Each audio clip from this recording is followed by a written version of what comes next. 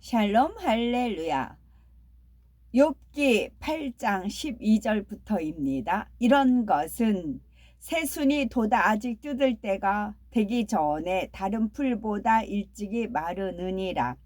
하나님을 잊어버린 자의 길은 이와 같고 저속한 자의 희망은 무너지리니 그가 믿는 것이 끊어지고 그가 의지하는 것이 거미줄 같은즉 그 집을 의지할지라도 집이 서지 못하고 굳게 붙잡아 주어도 집이 보존되지 못하리라. 그는 햇빛을 받고 물이 올라 그 가지가 동산에 뻗으며 그 뿌리가 돌 무더기에 서리어서 돌 가운데로 들어갔을지라도 그곳에서 뽑히면 그 자리도 모르는 체하고 이르기를 내가 너를 보지 못하였다 하리니 그 길의 기쁨은 이와 같고 그 후에 다른 것이 흙에서 나리라. 하나님은 순전한 사람을 버리지 아니하시고 악한 자를 붙들어 주지 아니하시므로 웃음을 네 입에 즐거운 소리를 네 입에 채우시리니 너를 미워하는 자는 부끄러움을 당할 것이라. 악인의 장막은 없어지리라. 욥기 9장 1절에서 4절입니다. 욥이 대답하여 이르되 진실로 내가 이 일이 그런 줄 알거니와 인생이 어찌 하나님 앞에 의로우랴. 사람이 하나님께 변론하기를 좋아할지라도 천마디에 한마디도 대답하지 못하리라. 그는 마음이 지혜로우시고 힘이 강하시니 그를 거슬러 스스로 완악하게 행하고도 형통할 자가 누구이랴. 욥기 강의 18번째입니다. 욥을 향한 빌닷의 권면 속에서 하나님께서 원하시는 뜻을 살펴보도록 하겠습니다. 욥기 8장 12에서 13절에 이런 것은 푸르러도 다른 풀보다 일찍이 마르느니라. 하나님을 잊어버린 자의 길은 다 이와 같고 사곡한 자의 소망은 없어지리니 왕골이나 갈대는 아무리 푸르고 싱싱해도 물을 떠나면 이내 시들고 말듯이 하나님을 잊어버리는 자의 길은 이와 같다는 말입니다. 즉 욥이 하나님을 경외하고 가까이 할 때는 축복을 누렸지만 지금은 하나님을 멀리하고 잊어버렸기 때문에 금세 쇠락하게 되었음을 말하는 것입니다. 사람의 입에서 나오는 불평, 불만, 탄식, 저주와 원망은 어떤 환경이나 조건에서 비롯된 것이 아닙니다. 물이 없으면 왕골이나 갈대가 자라지 못하는 것처럼 내 안에 악이 없으면 악한 말이 나오지 않습니다. 그러나 빌닷은 욥에게 직접적으로 네가 악하니까 그처럼 악한 말이 나오는 것이고 하루아침에 망하게 된 것이지 라고 찌르는 것이 아니라 이 비유를 통하여 우회적으로 표현을 하고 있습니다. 사곡이란 요사스럽고 편곡한 것, 즉 성품이나 행동이 올바르지 못한 모양을 가리키지요. 결국 사곡한 사람은 죄를 짓고 죄의 싹은 사망이며 영원한 지옥이니 그 소망이 끊어진다는 것입니다. 빌닷은 욥에게 넌 사곡한 사람이야 라고 말하는 대신 욥이 악한 말과 행함을 회개하고 돌이키지 않으면 사곡한 자의 결말처럼 소망이 끊어질 것임을 깨우쳐 주는 것이지요. 거룩하신 하나님을 믿는 우리들은 결코 사곡하다는 말을 들어서는 안 되겠지요. 마음과 생각은 물론이고 행동이나 성품, 말도 주의 교양으로 아름답게 다듬어 나가야 합니다. 욥기 8장 14에서 15절에 그 믿는 것이 끊어지고 그 의지하는 것이 거미줄 같은즉 그 집을 의지할지라도 집이 서지 못하고 굳게 잡아도 집이 보존되지 못하리라. 거미줄은 너무 약해서 사람이 손가락으로 가볍게 대기만 해도 끊어지고 맙니다. 이와 마찬가지로 사곡한 사람은 하나님을 의지하지 않으니 쉽게 무너질 수밖에 없습니다. 욥은 하나님을 경외한다 했지만 실상은 자녀와 재산과 지식, 명예 등 믿는 것들이 많이 있었지요. 그러나 그 모든 것들이 마치 거미줄이 끊어지듯이 순간에 사라지고 결국 빈손이 되어버리고 말았습니다. 하나님을 경외하지 않는 삶이나 하나님의 뜻대로 쌓지 않는 모든 것은 모래성같이 순간에 사라질 수 있음을 알아야 합니다. 그렇지 않다 해도 정작 자신이 구원받지 못해 천국에 가지 못한다면 이 땅에 쌓은 것이 무슨 소용이 있겠습니까? 빌닷은 욥에게 하나님을 의지하지 않으면 건강도 부도 명예도 아무 소용이 없음을 깨우쳐 주고 있습니다. 우리는 내 자신의 능력, 내 자신의 배경, 경험을 의지하는 것이 아니라 오직 하나님을 믿고 의지해야 합니다. 아브라함이나 요셉, 모세, 다윗, 사도 바울 등 믿음의 선진들처럼 오직 하나님을 믿고 의지함으로 이 땅에서는 물론 영원한 천국에서 세세토록 무너지지 않는 축복을 받아 누릴 수 있어야겠지요.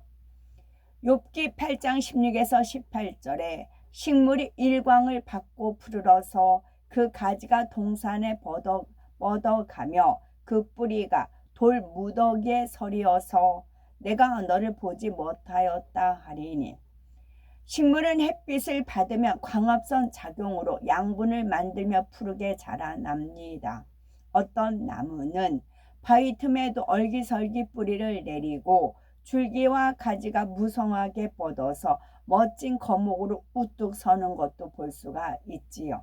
하지만 아무리 크고 굵은 나무로 잘 성장했다 해도 뿌리가 뽑히면 아무 소용이 없습니다. 당장은 푸르고 싱싱해 보여도 시간이 흐르면 점점 시들어 죽고 말지요.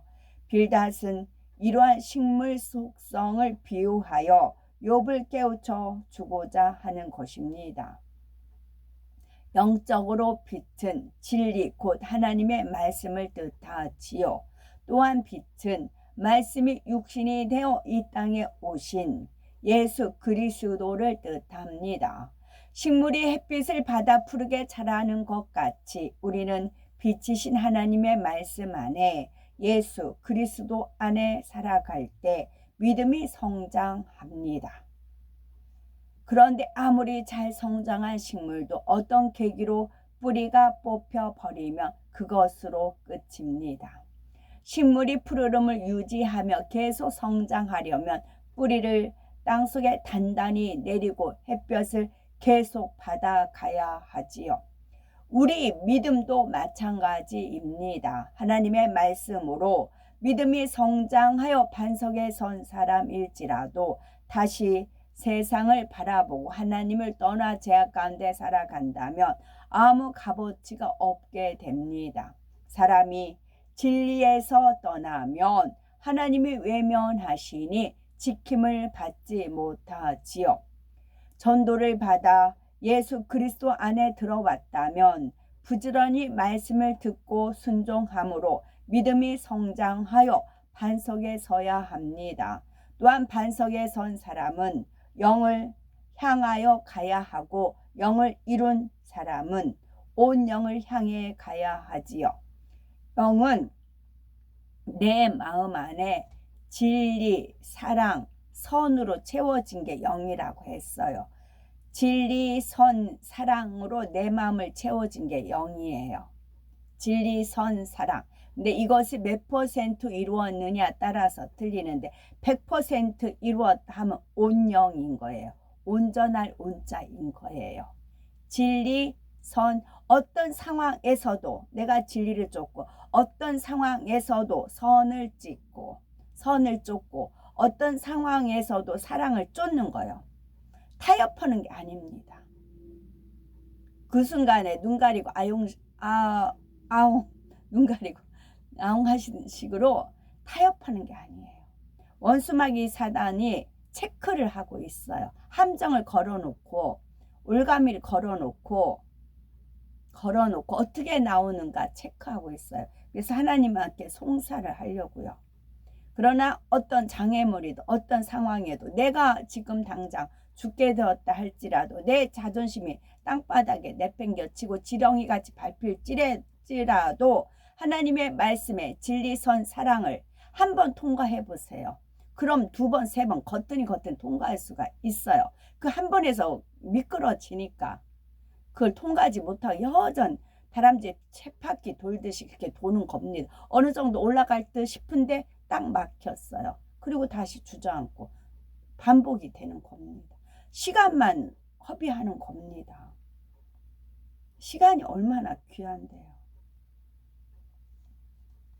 시간을 우리는 낚는 거거든요. 시간을 우리는 낚시질 한다고 하잖아요. 시간을 낚는 거예요. 이 시간을, 육의 시간을 내가 얼마나 그 영으로 일구느냐, 그것이 내 것이 됩니다. 천국에 가면 영원한 영광이에요.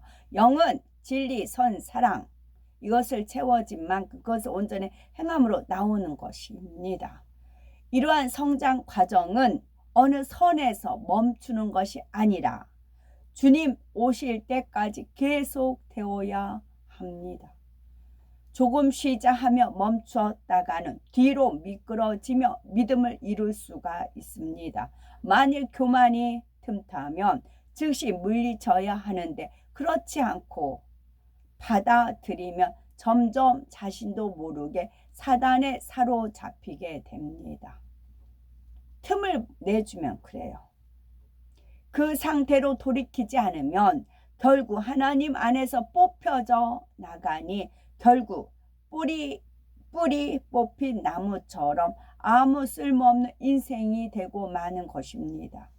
식물은 뿌리가 뽑히면 말라 죽는 것으로 끝이 나지만 하나님을 떠난 인생은 지옥으로 떨어질 수밖에 없으니 얼마나 비극입니까? 따라서 식물이 일광을 받아 푸른빛을 유지해 나가듯이 우리도 하나님의 말씀 안에 더욱 깊이 뿌리를 내리며 성장을 멈추지 말고 천성을 향해서 전진해 가야 합니다.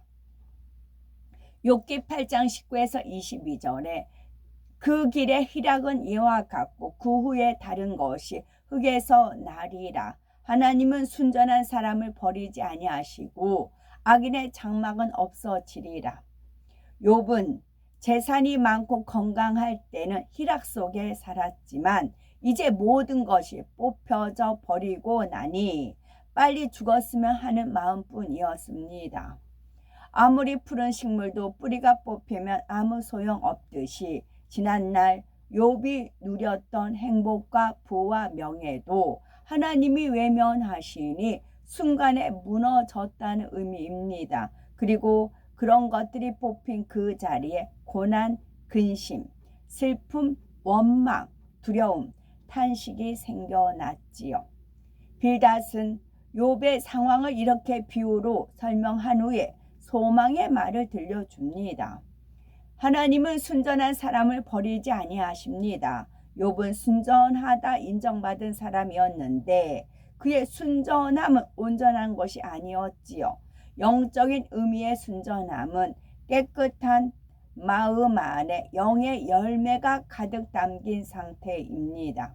욥은 하나님 편에서 보실 때 온전한 순전함에는 미치지 못하였지만 그래도 선한 마음으로 온유함을 힘써 행하였기에 순전하다 인정해 주신 것입니다. 그리고 그에게 온전한 순전함을 이루기 원하셨기에 연단을 허락하셨지요. 그렇게 연단하시며 변화될 것을 믿어주시며 바라보고 계셨습니다. 반대로 하나님께서는 악한 자는 붙들어 주지 않으십니다. 세상에서는 악한 사람이 성공하는 것처럼 보이기도 합니다. 하지만 막상 그들의 내막을 들여다보면 얼마나 초조와 불안 속에서 걱정할 일이 많습니까?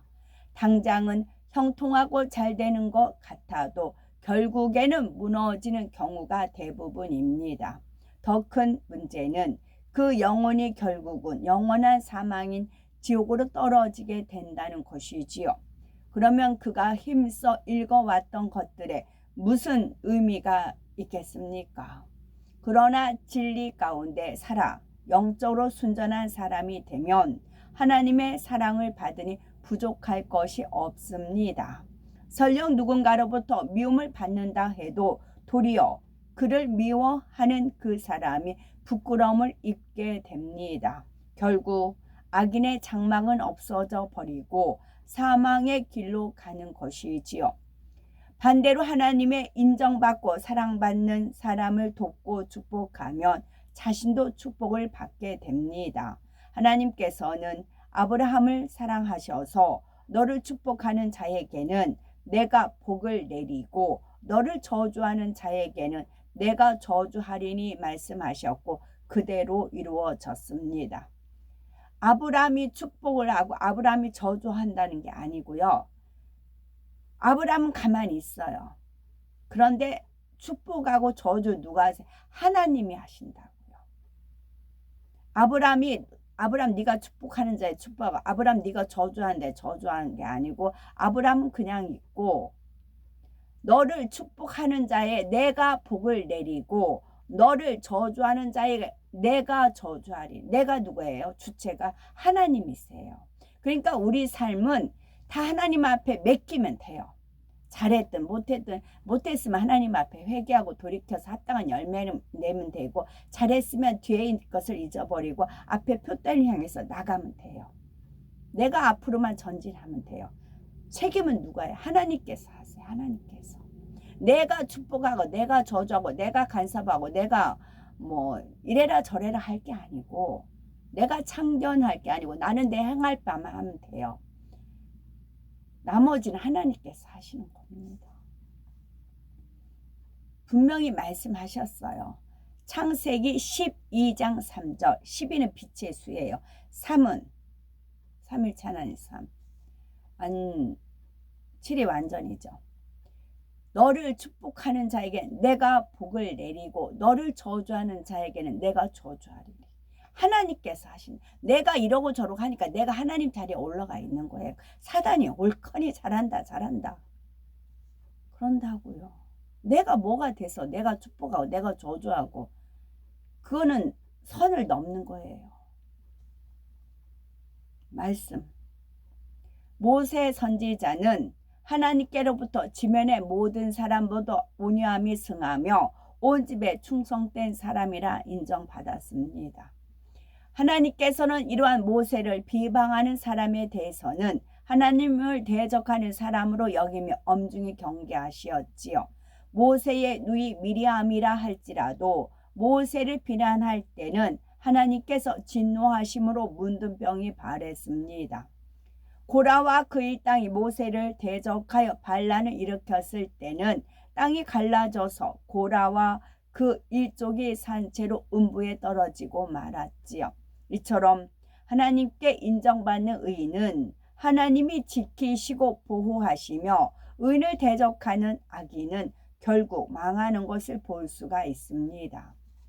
빌닷은 욥이 하나님께 인정받는 사람이 되면 다시금 그 입술에 웃음과 즐거운 소리로 채워주실 뿐 아니라 아브라함이나 모세처럼 축복받고 보장받을 것임을 설명합니다. 그러니 지금이라도 회개하고 돌이켜 순전한 사람이 되라고 권면하고 있는 것이지요. 욥기 9장 1절에서 2절에 욥이 대답하여 가로되 내가 진실로 그 일을 그런 줄 알거니와 인생이 어찌 하나님 앞에 의로우랴. 빌닷의 권면이 끝나자 다시 욥의 변론이 시작이 됩니다. 욥은 일단 친구 빌닷이 하는 말들이 옳다는 것을 인정하고 들어갑니다. 그렇지만 여기서 욥이 그런 줄 알거니와 라고 덧붙인 것은 막상 이런 어려운 처지에 처해 보니 자기 말이 광풍 같고 하나님을 원망하고 탄식하는 말들이 계속 나오는 것을 자신도 어쩔 수 없다는 표현입니다. 즉 머리로는 진리를 알고 있어서 내가 이러면 안 되지, 불평하지 말고 감사해야지 하고 생각하지만 막상 고통스러운 현실 앞에서는 진리대로 행해지지 않는다는 것입니다. 욥은 이전에는 자신은 의롭다고 주장했었는데 다시 인생이 어찌 하나님 앞에 의롭겠느냐라고 말을 합니다. 욥이 다른 인생들과 비교해 볼 때 자신은 정직하게 살았기에 의롭다 할 수 있지만 하나님 앞에서는 감히 의롭다고 말할 수 없다는 의미이지요. 우리 사람은 예수님의 십자가 공로가 아니면 어느 누구도 하나님 앞에 의롭다 할 수가 없습니다. 예수 그리스도를 마음에 영접하고 말씀대로 살아가는 만큼 흠도 점도 없으신 그리스도의 마음을 닮아 참된 의를 이루어 갈 수가 있습니다. 그러나 아무리 말씀을 많이 알아도 정작 행하지 않으면 아무 소용이 없습니다. 샬롬, 아멘.